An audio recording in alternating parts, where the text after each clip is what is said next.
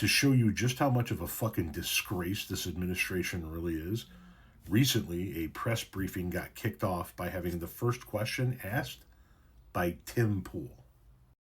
Many of the news organizations that are represented in this room have marched in lockstep on false narratives, such as the Very Fine People hoax, the Covington smear, and now what's being called the Maryland Man hoax, where an MS-13 gang member adjudicated by two different judges, I believe, is just simply being referred to as a Maryland Man over and over again. Now, in an effort from the White House to expand access to new companies, you've created this new media seat.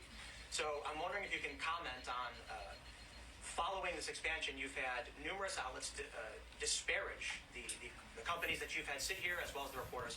I'm wondering if you can comment on that unprofessional behavior, as well as elaborate if there's any plans to expand access to new companies. Sure.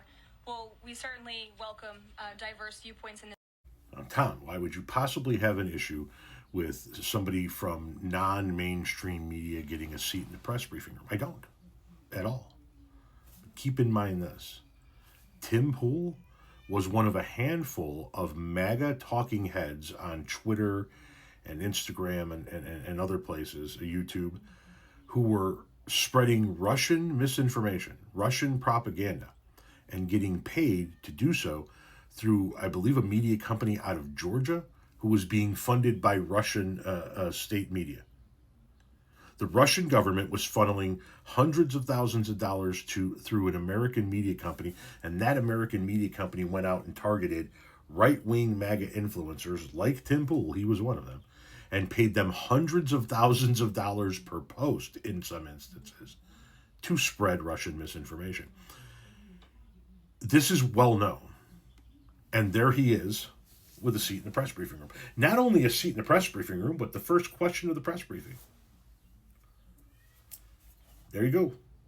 People, influencers that are owned by Russia, getting the first question in a press briefing during a Trump administration.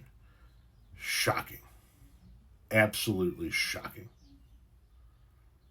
Plus, he just sat there and lied his fucking ass off. Two courts have not adjudicated Garcia as being a member of MS-13. As a matter of fact, U.S. courts said he wasn't a member of MS-13 and wasn't a danger to this country and granted him special protection. Literally the opposite of everything this motherfucker says is true. Now, you also might notice that people on the right have a real hard time with decorum, right? And then there's Tim Pool dressed in, just a pair of pants and a shirt and a jacket and a knit hat in the press briefing room. How come nobody's losing their shit over the lack of respect shown by Tim Pool?